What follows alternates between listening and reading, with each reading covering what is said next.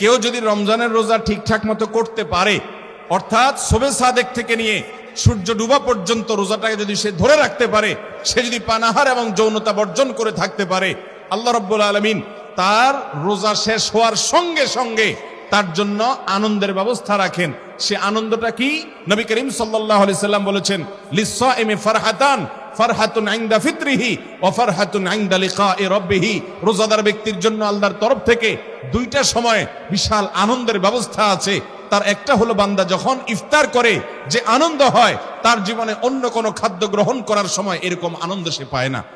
আল্লাহ রাব্বুল আলামিন আমাদের প্রতি অনেক বড় ইহসান করেছেন যে সারা বছরে আমাদের আমল এবং ইবাদতের যে ঘাটতি হয়, ত্রুটি হয়, বিচ্যুতি হয়, অভাব থাকে, সেটা পুষিয়ে নেওয়ার জন্য রমাদানের মতো ইবাদতের বিশাল বড় মৌসুম দিয়েছেন। রমাদানের এই ইবাদতের মাসের সবচেয়ে বড় এবং প্রধান আমল হলো সিয়াম সাধনা। সিয়াম এই ইবাদতটি শুধুমাত্র যদি আমরা এর মর্ম, এর অর্থ, এর লক্ষ্য এবং উদ্দেশ্য উপলব্ধি করে এই ইবাদতটি যদি আমরা সঠিক রূপে সম্পাদন করতে পারি, এবং সিয়াম এই ইবাদতটি আমাদেরকে যে শিক্ষা দেয়, আমাদেরকে যে বার্তা দেয়, আমাদেরকে যে মেসেজ দেয়, সেটা যদি আমরা গ্রহণ করতে পারি, ধরতে পারি, তাহলে আমাদের জীবনটা পরিবর্তন হয়ে যাবে, এই সমাজটা সুন্দর হয়ে যাবে।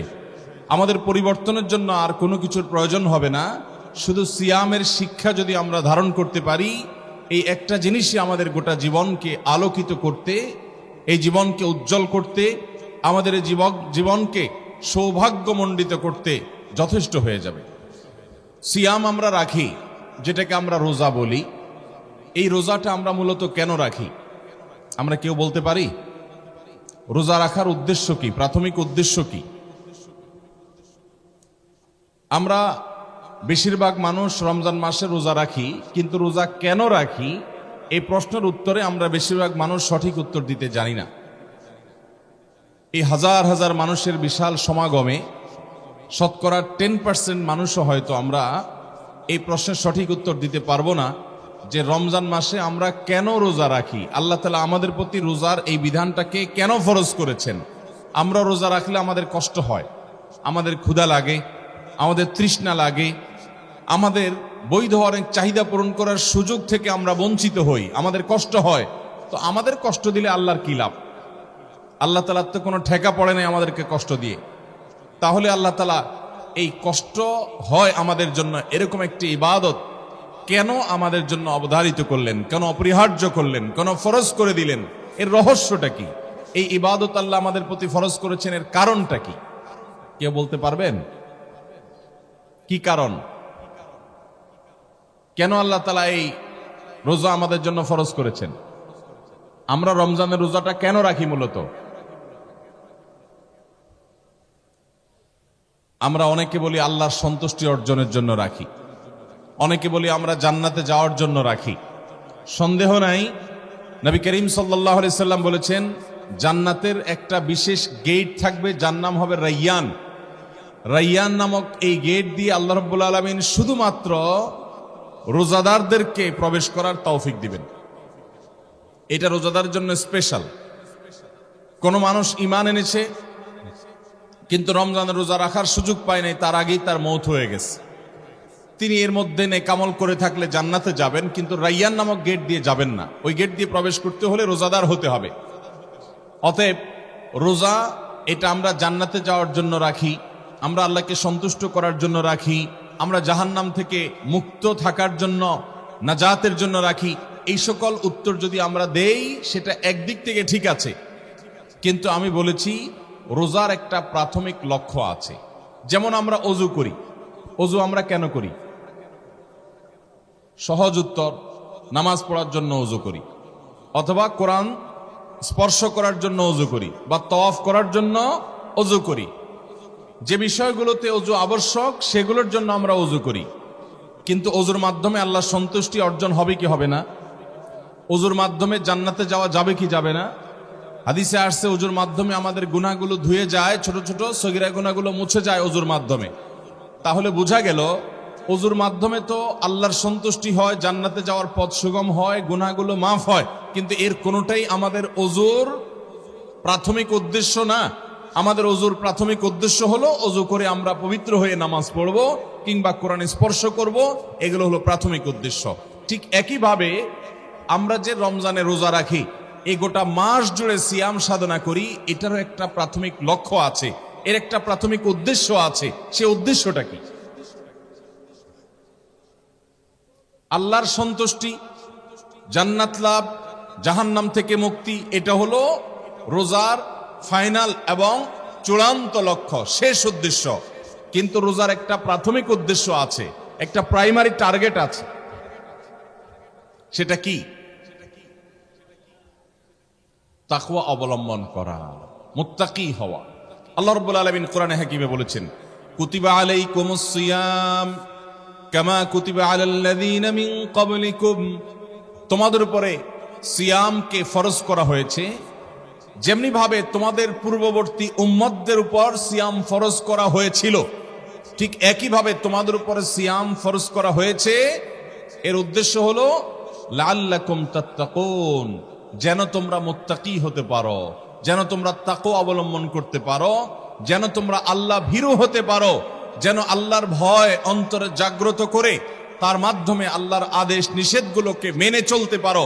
সেই তাকওয়া হাসিলের উদ্দেশ্যেই তোমাদের জন্য রমজান মাসের এই সিয়াম সাধনাকে, সওম বা সিয়াম রাখা, যেটাকে আমরা রোজা বলি, এটাকে ফরজ করা হয়েছে। এর উদ্দেশ্যই হলো যেন আমরা মুত্তাকি হতে পারি।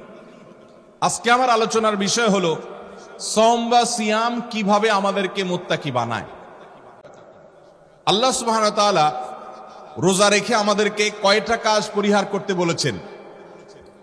রোজার স্ট্রাকচার তৈরি হয় মূলত কয়টা কাজ বাদ দিয়ে থাকলে, কয়টা কাজ পান আহার এবং যৌনতা, এই তিনটা কাজ বর্জন করে থাকলে তার মাধ্যমে রোজার স্ট্রাকচার দাঁড়ায়, অর্থাৎ রোজার বডিটা দাঁড়ায়।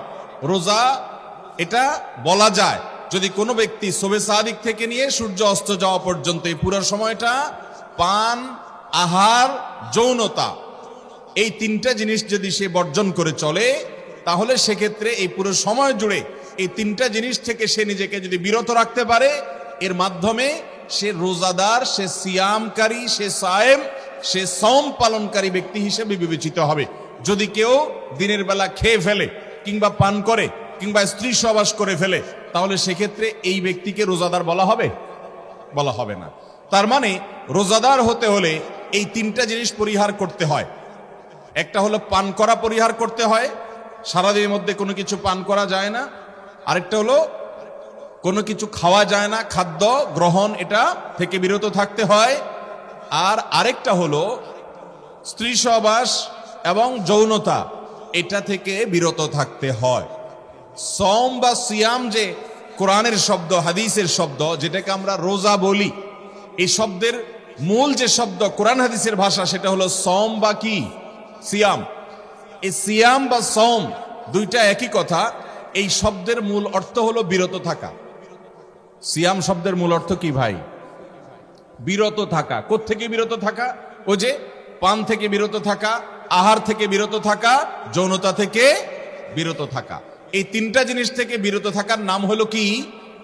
সওম বা সিয়াম। সিয়াম শব্দের অর্থই হলো বিরত থাকা, অর্থাৎ এই তিনটা জিনিস থেকে বিরত থাকা। দুনিয়াতে মানুষ যত অপরাধ করে, মানুষ যত খুন খারাপি করে, মানুষ যত এই দুনিয়াতে মানুষের জন্য ধ্বংসাত্মক কর্মকাণ্ড হতে পারে সেগুলো সম্পাদন করে, সে সমস্ত কাজ করে, এই সবগুলো মূলত করে হলো এই তিনটা জিনিসের কারণে। এটাকে আমরা আরো সংক্ষেপ করে বলতে পারি, দুটি কারণে মানুষ অপরাধ করে প্রধানত। এর একটি হলো খুনবৃত্তি, আরেকটা হলো যৌনবৃত্তি। অর্থাৎ একটা হলো পেটের তাড়নায়, অন্য অর্থে বলতে পারি পয়সার জন্য, টাকার জন্য, খাদ্য এবং পানীয়ের জন্য। এগুলোর জন্য মানুষ চুরি করে, ডাকাতি করে, রাহাজানি করে, সন্ত্রাসী করে, চাঁদাবাজি করে, নানাবিধ অপরাধে লিপ্ত হয়। হক হালাল বাজবিচার করে না, পেটের প্রয়োজনে কিংবা টাকার লোভে, যেটাই বলেন। আরেকটা কারণে মানুষ অপরাধ করে অনেক বেশি সারা পৃথিবী জুড়ে, সকল যুগে, সকল সময়, সকল সমাজে, সেটা হলো যৌনবৃত্তির জন্য। অর্থাৎ যৌন আকাঙ্ক্ষা চরিতার্থ করতে গিয়ে মানুষ জেনা, ব্যভিচার, খুন খারাপি, মাদক, নানান অপরাধে জড়িয়ে পড়ে। তাহলে মৌলিকভাবে মানুষ যে বিভিন্ন অপরাধে জড়িয়ে পড়ে এর প্রধান কারণ হলো দুটি। এর একটি হলো এই ক্ষুণ্ণবৃত্তি, আর একটা হলো যৌনবৃত্তি। তার মানে একটি হলো পেটের ক্ষুধা নিবারণের জন্য, অন্য অর্থে বলতে পারি পয়সা কড়ির জন্য, আরেকটা হলো যৌন আকাঙ্ক্ষা পূরণ করার জন্য। এই দুই কারণে মানুষ কি করে? অপরাধ সারা পৃথিবীতে করে। আল্লাহ সুবহানাহু ওয়া তাআলা আমাদের মহান মালিক, আমাদের খালিক, আমাদের সৃষ্টিকর্তা, তিনি জানেন যে এই দুইটি জিনিসকে যদি কেউ নিয়ন্ত্রণ করতে পারে তাহলে সে দুনিয়ার মানুষের কাছে মানুষ হতে পারে, সে আদতে ফেরেশতার মতো ভালো মানুষ হবে। এবং এই মানুষ যখন পৃথিবীতে বাড়তে থাকবে, গোটা পৃথিবীটা উপভোগ্য একটা জায়গা, সমাজ এবং পরিবেশে পরিণত হবে। এই জন্য আল্লাহ রাব্বুল আলামিন রমাদান মাসে গোটা দুনিয়ার সমস্ত মানুষকে, সকল মুসলমানকে নির্দেশ করেছেন আমরা যেন সিয়াম পালন করি, অর্থাৎ বিরত থাকি। কোত্থেকে বিরত থাকি? ওই যে পান আহার এবং যৌনতা থেকে বিরত থাকার প্রশিক্ষণ যেন আমরা গোটা মাস জুড়ে নেই, যাতে করে এই বিরত থাকার ট্রেনিং নিয়ে আমরা আমাদের সামগ্রিক জীবনে আমরা যেন বিরত থাকার সবক নিতে পারি, বিরত থাকার অভ্যাস গড়ে তুলতে পারি। এর মাধ্যমে কি হবে? ওই যে ক্ষুণ্ণবৃত্তির প্রয়োজন দেখা দিয়েছে, টাকার লোভ আমার কোথাও হয়েছে, আমার কখনো যৌন আকাঙ্ক্ষা মিটাবার চাহিদা চরিতার্থ করার নেশা আমার মধ্যে জাগ্রত হয়েছে, এরকম যদি হয় তাহলে সেই পরিস্থিতি থেকে বাঁচবার জন্য, সেটা থেকে রক্ষা পাওয়ার জন্য আল্লাহ রাব্বুল আলামিন আমাদেরকে একটা প্রশিক্ষণের ব্যবস্থা করেছেন, যা আমরা রমজান মাসে যৌন আকাঙ্ক্ষার কারণে মানুষের যে অপরাধ প্রবণতা, এটাকে নিয়ন্ত্রণ করতে চাইছিলেন। আজ গোটা দুনিয়াতে যে ভোগবাদী সভ্যতা প্রতিষ্ঠিত হয়েছে, ভোগবাদী এই সমাজ ব্যবস্থায়, ভোগবাদী এই দুনিয়ায় মানুষকে শুধু ভোগ করতে উৎসাহ দেয়। সকল মিডিয়া, সকল আয়োজন মানুষ কিভাবে ভোগবাদী হবে, কত বেশি ভোগী হবে, সেটার আয়োজন, সেটার ব্যবস্থাপনা শুধুমাত্র থাকে সেগুলোতে। আর ইসলাম মানুষকে ত্যাগ করতে শিখায়, নিয়ন্ত্রণ করতে শিখায়। ভোগ করার জন্য যোগ্যতার প্রয়োজন হয় না, পশু পাখিও ভোগ করতে জানে। ত্যাগ করার জন্য, স্যাক্রিফাইস করার জন্য, আত্মনিয়ন্ত্রণ করার জন্য মানুষকে আল্লাহ রাব্বুল আলামিনের কাছ থেকে তাকওয়ার ট্রেনিং নিতে হয়, সিয়ামের কাছ থেকে তাকওয়ার ট্রেনিং নিতে হয়, নিয়ে মানুষকে নিজেকে নিয়ন্ত্রণ করা শিখতে হয়। গোটা পৃথিবীতে আজ লাগামহীনতার এক জোয়ার চলছে। আল্লাহ রাব্বুল আলামিন চান আমরা আমাদের চাহিদার লাগামটাকে যেন টেনে ধরতে শিখি। সিয়াম আমাদেরকে সেই প্রশিক্ষণ দিয়ে থাকে। মোহতারাম হাজরিন, আপনি যখন রোজা রাখেন, রোজা রাখা অবস্থায় আপনার ক্ষুধা লেগেছে, আপনার পিপাসা পেয়েছে, আপনার হালাল টাকায় কেনা খাবারও আছে, হালাল টাকায় কেনা পানিও আছে, এদিকে আপনার ক্ষুধাও লাগছে, তৃষ্ণাও লাগছে। আপনি এমন কোন রুমে আছেন যে রুমে অন্য কোনো মানুষও নাই, কেউ দেখছেও না। এই অবস্থায় কোন রোজাদার ব্যক্তি কি খায়, পান করে? কেন? কারণ আল্লাহ রাব্বুল আলামিন রোজা রাখা অবস্থায় তাকে খাওয়া এবং পান করা, এই দুইটা জিনিসকে আল্লাহ তাআলা নিষেধ করেছেন। এই জন্য সে খায় না। একটা লোক আপাদমস্ত চিটার, বাটপার, প্রতারক, সবার সাথে দুই নম্বরই করে, সবার সাথে মিথ্যা কথা বলে, যখন তখন মিথ্যা কথা বলে, এই রকম চরিত্রের মানুষটাকেও দেখবেন রোজা রেখে অন্তত রোজার সাথে আল্লাহর সাথে দুই নম্বরিটা করে না। একটা আস্ত চোর, ডাকাত, বাটপার, দুর্নীতিবাজ, ঘুষখোর, সুদখোর, মদখোর, গাঁজাখোর, যত রকমের হারামখোর হতে পারে, এই মানুষটাও যদি রোজা রাখে, সে কি লুকায় লুকায় তার বাসায় গিয়ে কোন একটা রুমে দরজা বন্ধ করে পানি খাবে, জুস খাবে, কোনো কিছু খাবে? কেন খায় না? আল্লাহর ভয়ে খায় না। কারণ সে জানে আমি যে আল্লাহর জন্য রোজা রাখছি, এই বদ্ধ ঘরের মধ্যেও আল্লাহ আমাকে দেখছেন, বিধায় আল্লাহর কাছ থেকে লুকাবার কোনো সুযোগ নাই, সেজন্য সে খায় না, পান করে না। মোহতারাম হাজরিন, একটু লক্ষ্য করেন যে একজন মানুষ রোজা রেখে তিনি পান আহার করছেন না, তিনি যৌন আকাঙ্ক্ষা পূরণ করছেন না, চাহিদা পূরণ করছেন না, আল্লাহর ভয়ে, কেউ দেখছে না, তারপর তিনি সেটা করছেন না, এবং সেটা আল্লাহর ভয়ে নিজেকে নিয়ন্ত্রণ করছেন। এর মাধ্যমে মূলত যে একজন আপদমস্তক চিটার বাটপার মানুষটাও যদি রোজা থাকে, রোজা রেখে সে কি চিটারি করে? এই জন্য আল্লাহ রাব্বুল আলামিন হাদিসে কুদসিতে বলেছেন, আস-সাওমু লি ওয়া আনা আজজি বিহি। রোজার ইবাদতটা বান্দা একান্ত আমার জন্য রাখে, এবং এটাতে কোনো চিটারি বাটপারি কেউ করে না, ইখলাসের সাথে রাখে, মানুষের সামনেও রোজা রাখে, মানুষের অগোচরেও রোজা রাখে, পানাহার করে না। তো রোজা যেহেতু বান্দা আমার জন্য রাখে, আল্লাহ সুবহানাহু ওয়া তাআলা হাদিসে কুদসিতে বলেছেন, ওয়া আনা আজজি বিহি, আমি নিজে রোজার পুরস্কার প্রতিদান দান করব। ভাইরা আমার, এই রোজা আমাদেরকে কিভাবে মুত্তাকি বানায়, সুবহানাল্লাহ, অবাক করা বিষয়। আপনি রমজানের দিনের বেলায় খাবার আপনার সামনে আছে, পানীয় সামনে আছে, কেউ দেখছে না, আবার এদিকে আপনার চাহিদাও আছে, তারপরও আপনি খাচ্ছেন না, আপনি পান করছেন না।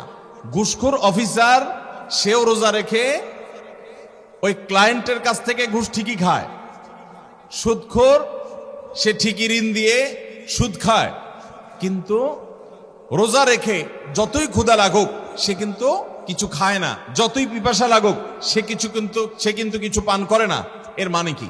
এর মানে হলো এই রোজা তাকে শিখাচ্ছে, রোজা তাকে একটা কথা বলছে, একটা বার্তা দিচ্ছে। কি? রোজা বলছে, ও রোজাদার, তোমার জন্য এই পানি পান করা হারাম না, এটা হালাল পানি, তুমি হালাল টাকা দিয়ে কিনছো। তোমার সামনে যে খাবার আছে এটা কোনো শুকর কুকুরের গোশত না, এটা গরুর গোশত, এটা হালাল, এবং তুমি হালাল টাকা দিয়ে কিনে এনেছো। তোমার এই হালাল খানা, হালাল পানীয়টা পর্যন্ত তুমি গ্রহণ করছো না, যে আল্লাহর ভয়ে কেউ দেখছে না, তারপরও তুমি খাচ্ছ না, পান করছো না, যে আল্লাহর ভয়ে। এই রোজা, এই সিয়াম তোমাকে বলছে, ও আল্লাহর বান্দা, তোমার সামগ্রিক জীবনে, পুরো জীবনে তোমার বিভিন্ন সময় এরকম অনেক হারাম কাজ, অনেক গুনাহের কাজ, অনেক অবৈধ কাজ, অনেক নিকৃষ্ট লোভনীয় কাজ করার প্রয়োজন দেখা দেয়। তোমার মনে চায় ওই কাজটা করতে, তোমার মনে চায় ঘুষ খেতে, তোমার মনে চায় সুদ খেতে, তোমার মনে চায় বড়লোক হওয়ার জন্য হারাম পথে যেতে, তোমার মনে চায় জেনার দিকে পা বাড়াতে, তোমার মনে চায় হারাম রিলেশন করতে, তোমার মনে চায় কোথাও বদমেজাজ হয়েছে, মাথা গরম হয়েছে, তো একজনকে দুইটা গালি দিতে।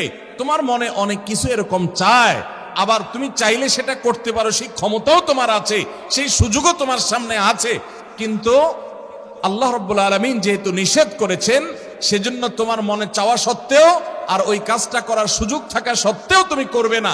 এই শিক্ষাটা, এই বার্তাটা প্রতিদিনের রোজা, প্রতিদিনের সিয়াম, প্রতি বছরের সিয়াম প্রতিবার আমাদেরকে দিয়ে যায়, যে বান্দা, তোমার পান, তোমার আহার, তোমার যৌনতা, এগুলো বর্জন করার মধ্যে আল্লাহর কোনো স্বার্থ নাই, আল্লাহর কোনো লাভ নাই, আল্লাহর কোনো ঠেকা পড়ে নাই। আল্লাহ তোমাকে শেখাতে চাচ্ছেন যে তুমি পানাহার বর্জন করেছো, তুমি যৌনতা বর্জন করেছো, তোমার হালাল বৈধ স্ত্রীর সাথে সহবাস, এটা থেকে তুমি বিরত থাকছো, তোমার হালাল খানা, হালাল পানীয় তুমি গ্রহণ করছো না, যে আল্লাহ তাআলা নিষেধ করেছেন তার ভয়ে। মানুষের সামনেও করছো না, পেছনেও করছো না, তোমার ক্ষুধা থাকলেও করছো না, ক্ষুধা না থাকলেও করছো না। অতএব তোমার কাছে ঘুষ খাওয়ার সুযোগ আসবে, তোমার কাছে সুদ খাওয়ার সুযোগ আসবে, তোমার কাছে হারাম করার সুযোগ আসবে, মাস্তানি করার সুযোগ আসবে, গুন্ডামি করার সুযোগ আসবে, ক্ষমতার অপব্যবহার করার সুযোগ আসবে, দাপট দেখানোর সুযোগ আসবে, অন্যায় করার সুযোগ আসবে, এবং তোমার মনেও চাইবে। কিন্তু তুমি যদি ইমানদার হও, তোমার রোজা কিন্তু তোমাকে শিক্ষা দিয়ে গেছে যে আল্লাহর ভয়ে তুমি হারামের পথে পা বাড়াবা না। যেভাবে আল্লাহর ভয়ে তুমি পান করো নাই, আল্লাহর ভয়ে তুমি আহার করো নাই, আল্লাহর ভয়ে তুমি যৌনতা বর্জন করে চলেছ, ঠিক একইভাবে তোমার সামগ্রিক জীবনে সকল হারাম কাজ থেকে বেঁচে থাকবে। এই শিক্ষাটাই তোমাকে রমজান দিয়ে থাকে, এই শিক্ষাটাই তোমাকে রোজা দিয়ে থাকে।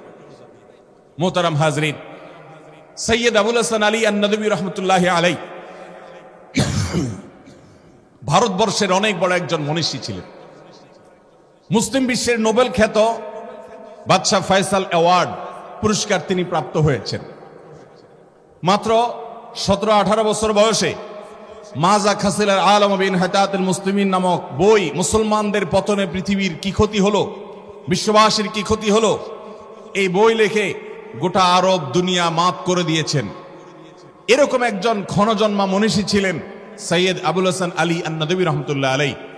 তিনি রমজানের রোজা সম্পর্কে বলতে গিয়ে চমৎকার একটা বিষয় তুলে ধরেছেন। তিনি বলেছেন, রোজার দর্শন বোঝার জন্য আমাদেরকে বুঝতে হবে আমাদের জীবনে দুই ধরনের রোজা আছে। কয় ধরনের রোজা? দুই ধরনের রোজা আছে। একটা রোজা হলো আয়তনে ছোট, আরেকটা রোজা হলো আয়তনে অনেক বড়। আয়তনে ছোট রোজাটা হলো রমজানের রোজা, যেটা 12 ঘন্টা, 14 ঘন্টা, 16 ঘন্টা এক এক অঞ্চলে এক এক আপনার টাইমিং থাকে, সে অনুপাতে সূর্য ডুবা ওঠার সময়ের উপর নির্ভর করে কম বেশি হয়। বাকি এরকমই হয় যে 12, 14, 16, 18 এরকম ঘন্টা হয়। এটা হলো রমজানের রোজা। আমাদের জীবনে আরেকটা রোজা আছে, যেই রোজাটা এই 12, 14 আর 16 ঘন্টার না, সেই রোজাটার আয়তনটা হলো অনেক বিশাল। সেটার আয়তনটা হলো 60 বছর, 70 বছর, 50 বছর, 45 বছর। এক একজনের জন্য এক এক রকমের টাইমিং, যে যতদিন হায়াত পায়। গোটা জীবনটা একটা রোজা, আর রমজানের প্রতিদিনের রোজা একটা রোজা। এটা ছোট রোজা, ওইটা বড় রোজা। আল্লাহ রাব্বুল আলামিন আমাদেরকে ছোট রোজা দিয়েছেন যাতে বড় রোজা কিভাবে রাখতে হয় সে ট্রেনিং, সে প্রশিক্ষণ, সে শিক্ষা, সে দার্স, সে বিষয়টি যেন আমরা এখান থেকে শিখতে পারি। এই জন্য আল্লাহ তাআলা আমাদের রমজানের রোজা দিয়েছেন। রমজানের রোজার সাথে জীবনের রোজার মিল এবং কিভাবে দৃষ্টান্ত এবং উপমা মিলে যায়, আলী মিনাদ রহমতুল্লাহ আলাইহি বলেছেন যে রমজানের রোজা শুরু হয় সুবহে সাদিক শুরু হলে। রমজানের রোজা শুরু হয় কখন? সুবহে সাদিক যখন শুরু হয়, অর্থাৎ ফজরের ওয়াক্ত যখন শুরু হয়, তখন রমজানের রোজা শুরু হয়। জীবনের রোজা শুরু হয় কখন? মানুষ যখন বালেগ হয়, প্রাপ্তবয়স্ক হয়। তার আগ পর্যন্ত মানুষের জীবনে কোনো হালাল হারাম কিছু আছে? একটা বাচ্চা মানুষের জীবনে হালাল হারাম থাকে কোনো? জীবনের রোজা শুরু হয় মানুষ বালেগ হলে, আর রমজানের রোজা শুরু হয় সুবহে সাদিক হলে, ফজরের ওয়াক্ত হলে। রমজানের রোজা শেষ হয় সূর্য ডুবে গেলে, আর জীবনের রোজা শেষ হয় জীবনের সূর্য ডুবে গেলে। রমজানের রোজা এটা শেষ হয় কি হলে? সূর্য ডুবে গেলে। আর গোটা জীবন, আমাদের সমগ্র জীবনটা একটা রোজা। এই জীবনের রোজা এটা সমাপ্ত হয় আমাদের জীবনের সূর্য যখন ডুবে যায়। মুহতারাম হাজরিন, রমজানের রোজা আমাদের জন্য আল্লাহ রাব্বুল আলামিন কিছু বিষয় নিষেধ করেছেন, আবার কিছু বিষয়ে পারমিশন দিয়েছেন। রোজা রেখে আমরা ঘুমোতে পারি, রোজা রেখে আমরা হাঁটাচলা করতে পারি, রোজা রেখে আমরা রেস্ট করতে পারি, রোজা রেখে আমরা গোসল করতে পারি, রোজা রেখে আমরা অন্য অনেক কাজ করতে পারি। এগুলো বৈধ, এগুলো আল্লাহ অনুমোদন করেছেন। আবার রমজানের রোজায় কিছু জিনিস নিষেধ আছে। সে নিষিদ্ধ বিষয়গুলো কি? আমরা পান করতে পারি না রোজা রেখে, আমরা আহার করতে পারি না, খাদ্য গ্রহণ করতে পারি না রোজা রেখে, আমরা বৈধ ক্ষেত্রেও যৌন চাহিদা চরিতার্থ করতে পারি না, যৌন প্রয়োজন আকাঙ্ক্ষা মেটাতে পারি না। এটা আল্লাহ তাআলা নিষেধ করেছেন। তাহলে রমজানের রোজায় কিছু জিনিস করা যায়, আবার কিছু জিনিস করা যায় না।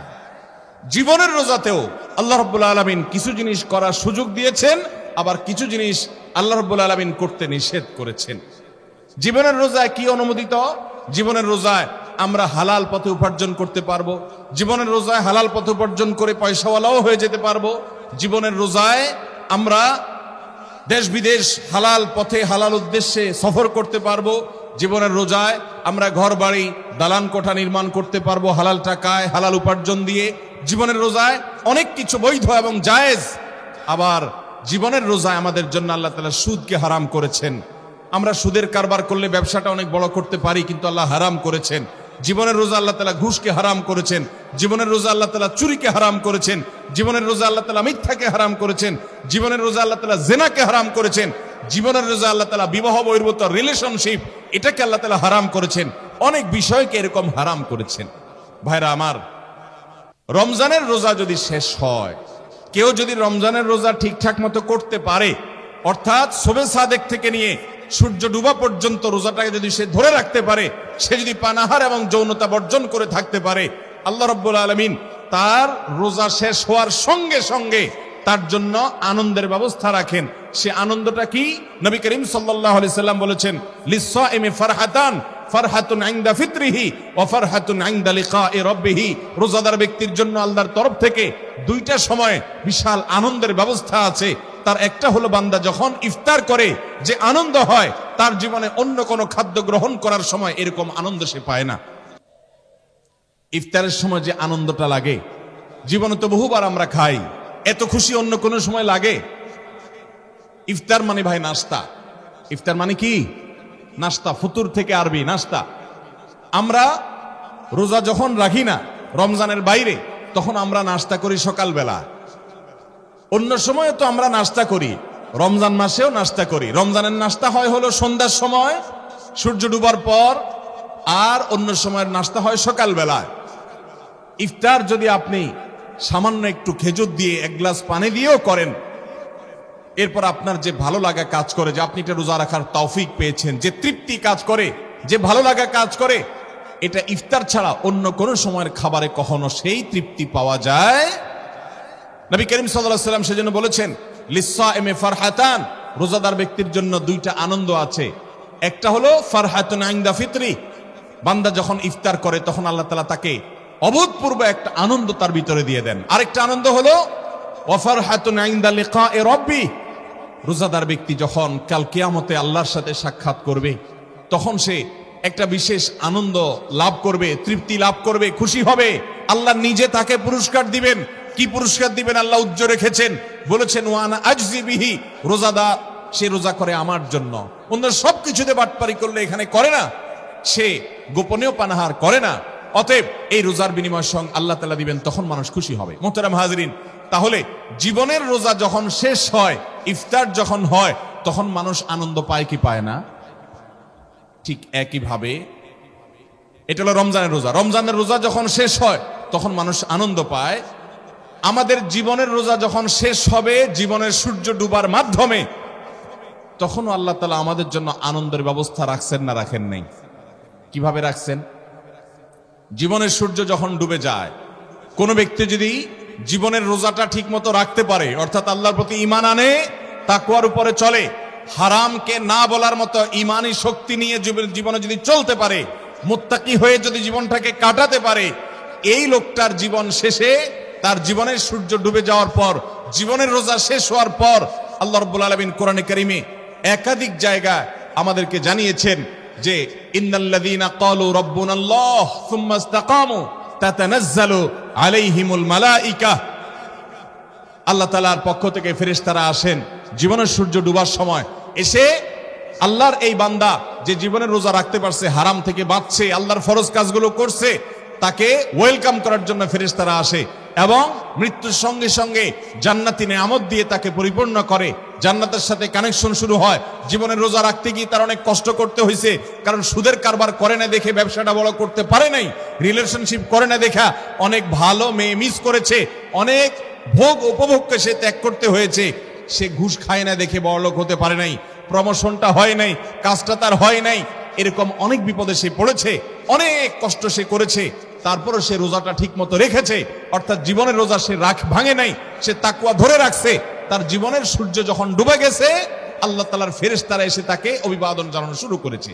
ঠিক যেমন রমজানের রোজা যদি কেউ ভালোভাবে রাখতে পারে, তার নেয়ামত যেমন ভাবে হয়। এই জিনিসটা বোঝার জন্য আরেকটা উপমা লাগবে।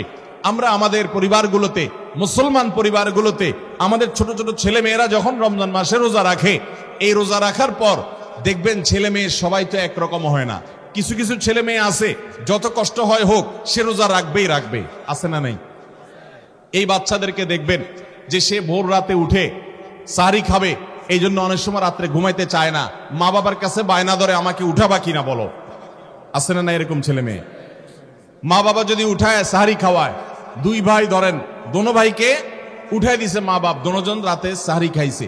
সাহরি খাওয়ার পর সকাল 10টা, 11টা, 12টা, 1টা যখন বাজে, বেলা যখন আস্তে আস্তে গড়াতে থাকে সামনের দিকে, এর মধ্যে একটা ছেলে, সে তার চেহারাটা আস্তে আস্তে ফ্যাকাশে হতে থাকে, মুখটা শুকাইতে থাকে, ক্ষুধা বাড়তে থাকে, পিপাসা বাড়তে থাকে। বাচ্চা মানুষ দৌড়াদৌড়ি ছুটাছুটি করে, ক্ষুধাও বেশি লাগে, পিপাসাও বেশি লাগে, অস্থিরতাও লাগে। মা বাপ দেখে, দাদা দাদি দেখে যে বাচ্চাটার চেহারা আস্তে আস্তে শুকায় যাচ্ছে।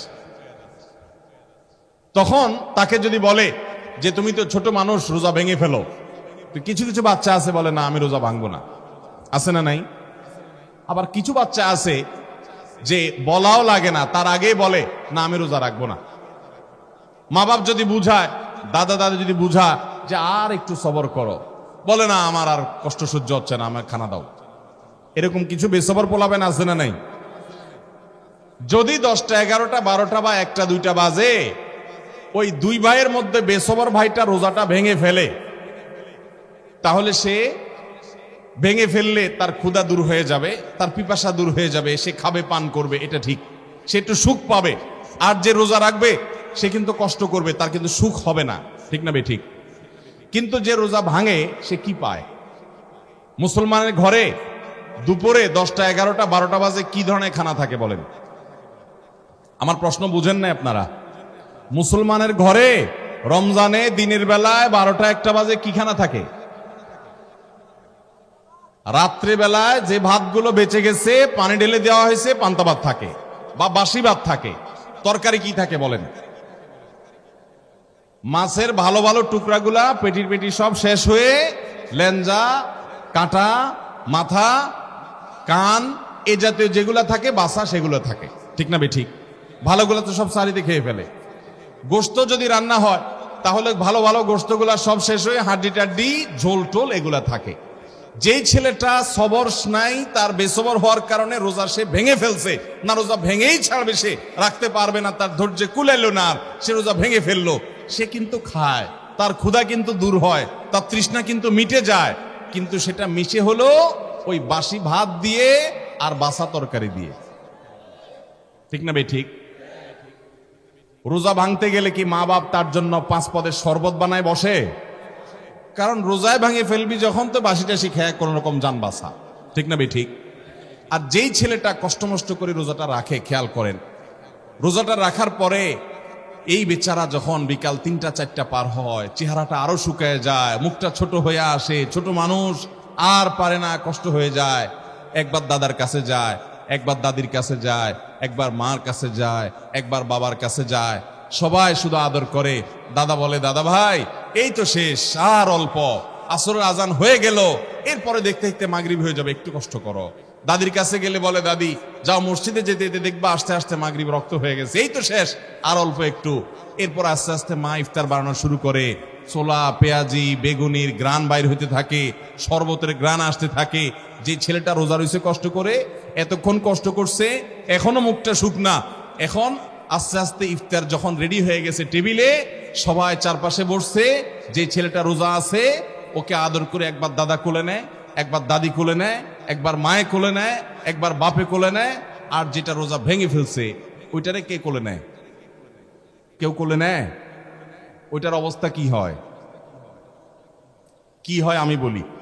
ওইটার অবস্থা হয় হলো, ধরেন যদি গ্রামের পরিবেশ হয়, তো ওইটাকে সে যখন দেখে, হায় রে আজকে তো খাবারের টেবিলে দেখা যাচ্ছে 4-5 পদের শরবত, প্রতিদিন এত শরবত হয় না, যেহেতু আজকে ওই যে বাচ্চাটা রোজা আছে এই জন্য মা বাড়ায়রা বানাইছে, দাদা বাহির থেকে আরেক আইটেম নিয়ে আসছে, বাপে আরেক আইটেম নিয়ে আসছে, আজকে তো খাবার আর খাবারের পর্ষা গ্রান গ্রান আর গ্রান মোহিত হয়ে যাচ্ছে, গ্রানের সৌরভে, খাবারের সৌরভে গ্রানে মোহিত হয়ে গেছে। যেটা রোজা ভেঙে ফেলছে আশেপাশে যদি গুড়গুড় করে, বসা তো পরের কথা, আশেপাশে যদি গুড়গুড় করে, দাদা এক ধমক দেয়, দাদি এক ধমক দেয়, তোর এখানে কি, হাঁস মোরগ ধর,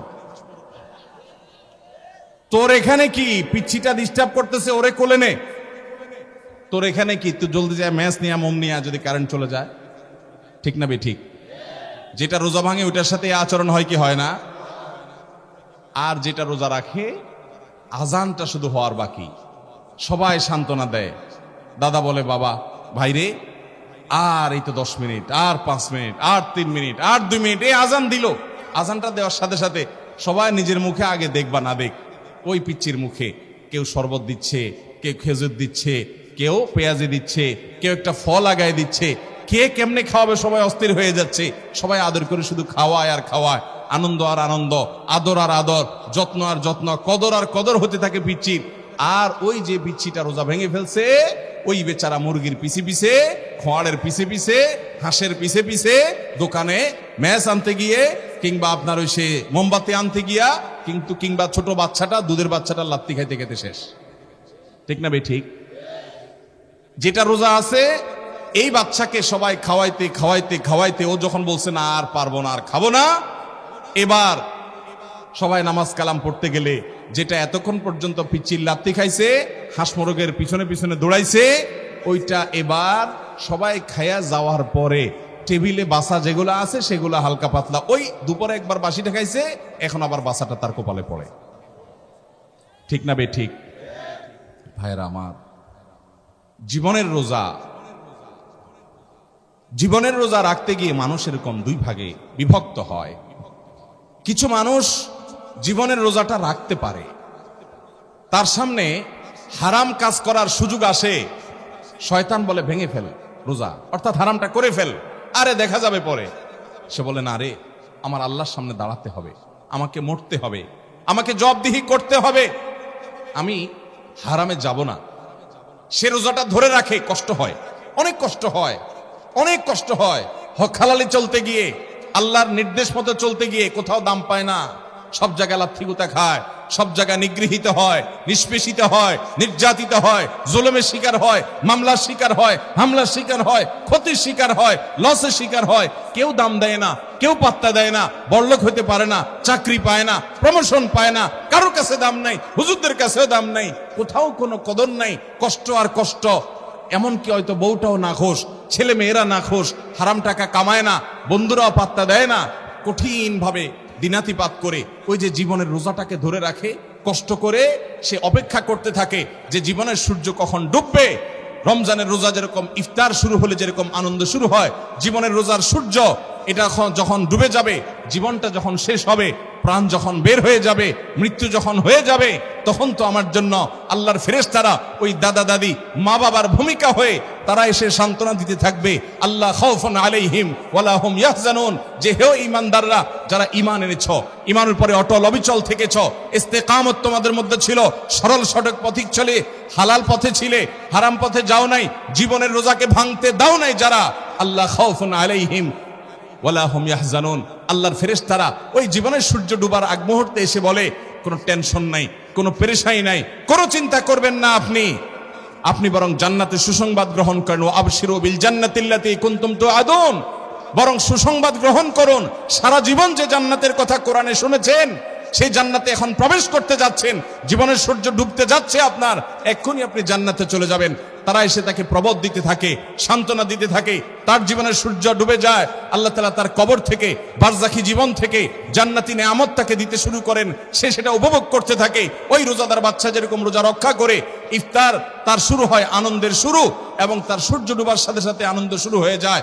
এই লোকটারও জীবনের সূর্য ডুবার পর তার জীবনের ইফতার, তার আখিরাতের ইফতার, তার কবরের বারজাখী জীবনের জান্নাতের নিয়ামতের মাধ্যমে শুরু হয়, অনন্ত অসীম কালে সে যাত্রায় সে প্রবেশ করে।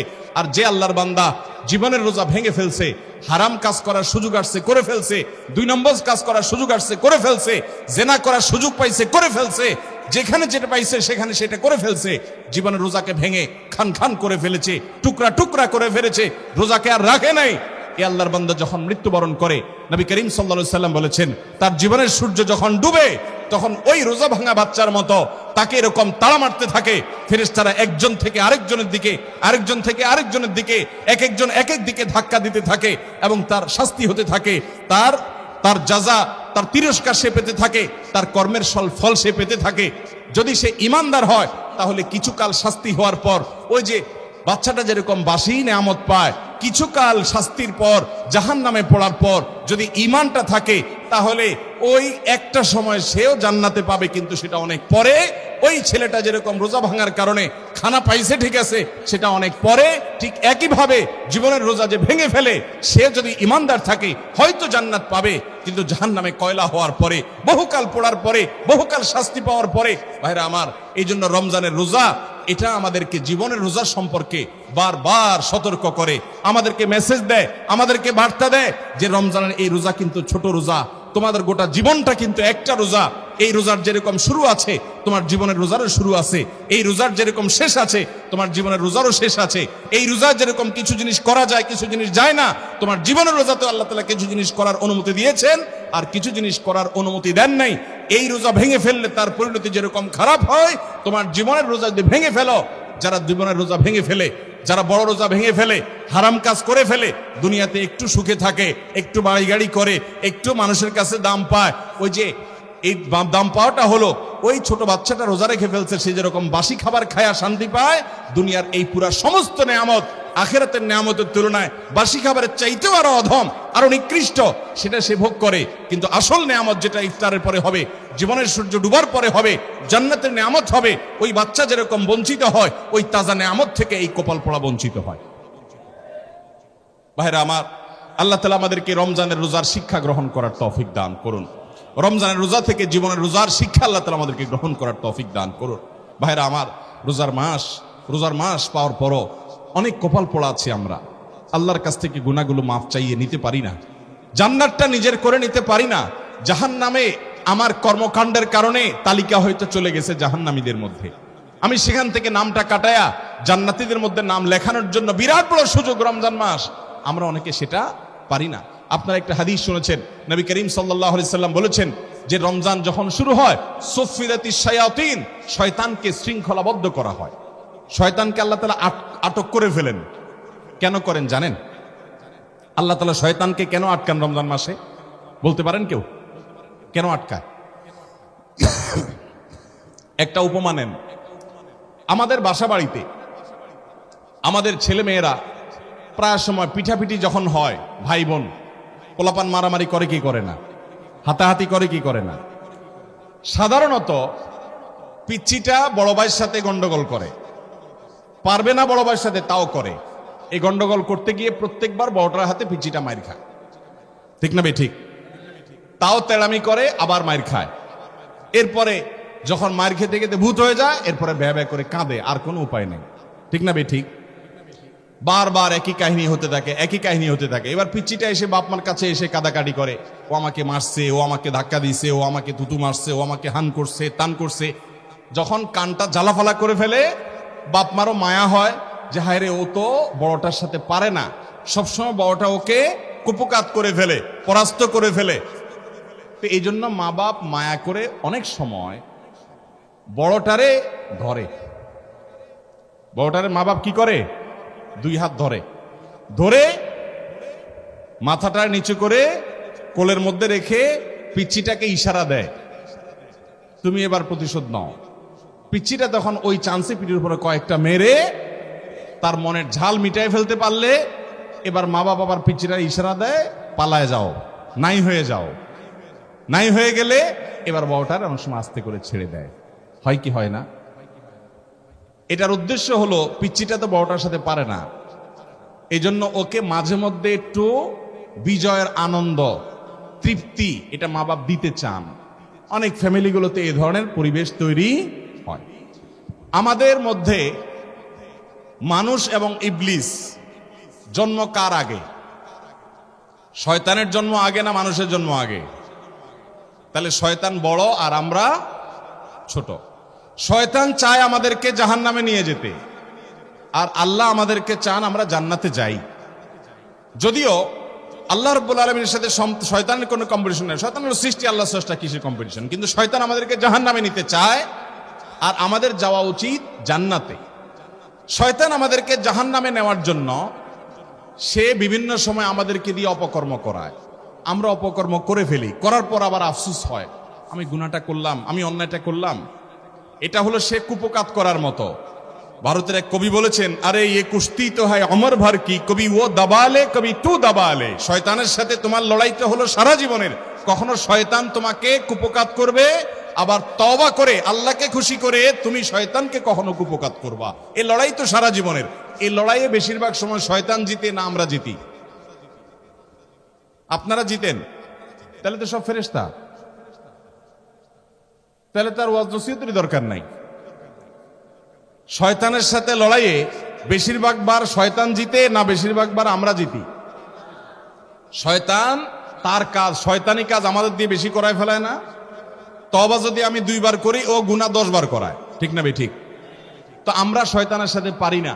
আল্লাহ রাব্বুল আলামিন অভিভাবক, আমাদের সৃষ্টিকর্তা, আমাদের ওয়ালি আল্লাহ রাব্বুল আলামিন, তিনি আমাদের প্রতি দয়ালু, মায়ালু। সেজন্য বছরে একটা মাসের জন্য ওই যে বড়টারে যেরকম ধরে রেখে মা বাপ ছোটটারে সুযোগ করে দেয়, ইবলিসকে আল্লাহ রাব্বুল আলামিন শৃঙ্খলাবদ্ধ করে আমাদেরকে বার্তা দেয়, এই সুযোগ তোমরা আগায় যাও জান্নাতের দিকে, এই সুযোগে তোমরা তওবা করে মাপ চেয়ে নাও, এই সুযোগে তোমরা আল্লাহর থেকে নাজাত নিয়ে নাও, এই সুযোগে চোখের পানি ফেলে আগের সমস্ত গুনাহ মাফ করিয়ে হাল খাতা করে ফেলো, আগের সমস্ত ফাইল ক্লিন করে ফেলো।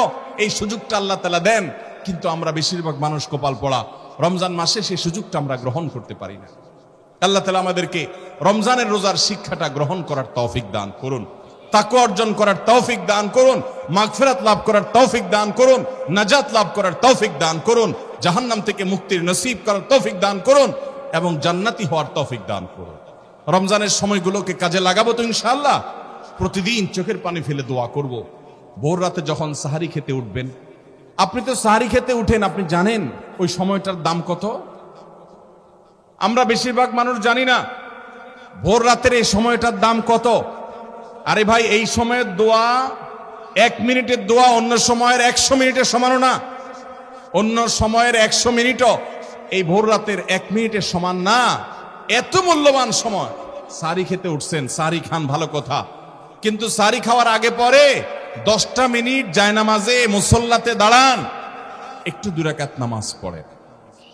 এই সময়টা দোয়া কবুল হয়। আল্লাহ ডেকে ডেকে বান্দাকে দেন। একটু হাত তোলেন, চেষ্টা করবেন তো ইনশাআল্লাহ।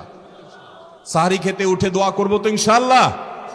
আপনার বাসার এক কোনায় চলে যাবেন, একটু আলো আধারিতে চলে যাবেন, সেখানে গিয়ে বসে আল্লাহর কাছে একটু কথা বলবেন। সেজদা চলে যাবেন, সেজদা গিয়ে আল্লাহর সাথে একটু মন খুলে কথা বলবেন। আল্লাহ, আমি অনেক গুনাহ করেছি, আল্লাহ আমি অনেক পাপিষ্ঠ। শুনেছি আপনার রাসূল জানিয়েছেন যে এই মাসে নাকি আপনি অনেক পাপিষ্ঠকে মাফ করে দিবেন। আল্লাহ, আপনি নাকি অনেক জাহান্নামে যাদের নাম চলে গেছে জাহান্নামী তালিকাভুক্ত, তাদেরকে মুক্ত করে জান্নাত দিয়ে দিবেন, আপনি নাকি ওয়াদা করেছেন। আল্লাহ, আমাকে একটু তাদের মধ্যে শামিল করে দেন। আল্লাহ, আপনি দিলে আপনার কোনো অভাব হবে না। আল্লাহর সাথে একটু কথা বলা, মুনাজাত করা ভোর রাতে করার চেষ্টা করবো তো ইনশাআল্লাহ। ঘরের এক কোনায় চলে যাবেন, সাহারিটা আগে আগে খেয়ে শেষ করবেন, আজানের এখনো 15 মিনিট বাকি। চলে যান এক কোনায়, উজু করে দাঁড়ায় যান 2 রাকাত নামাজে, চলে যান সিজদায়, একটু দোয়া করেন। নিরিবিলি জায়গা যদি বাসায় না থাকে, ছাদে চলে যান, মসজিদে আগে চলে যান, এক কোনায় চলে যান। এই সময়ের 10টা মিনিট অন্য সময়ের ঘন্টাকে ঘন্টার চাইতে মূল্যবান। চেষ্টা করবো তো ইনশাআল্লাহ। ভাইরা আমার, সিয়াম আমাদেরকে হারাম ছাড়ার প্রশিক্ষণ দেয়। সিয়াম আমাদেরকে বলে তোমার যা মনে চায় তা করতে পারবা না। অনেক অবৈধ কাজ করার সুযোগ আসে, তোমার মনেও চায়, কিন্তু করা যাবে না। কারণ যে তুমি রোজা রয়েছো, রোজা রেখে তুমি ট্রেনিং নিয়েছ যে পানি থাকলেই পান করা যাবে না, খাদ্য থাকলেই খাওয়া যাবে না, ক্ষুধা থাকলেই খাওয়া যাবে না, আল্লাহর ভয়ে বেঁচে থাকতে হবে। এই বিষয়টাকে সামগ্রিক জীবনে অ্যাপ্লাই যেন করি, সেই শিক্ষাটাই রমজানের রোজা আমাদেরকে দেয়। আল্লাহ আমাদেরকে সেই শিক্ষা গ্রহণ করার তৌফিক দান করুন।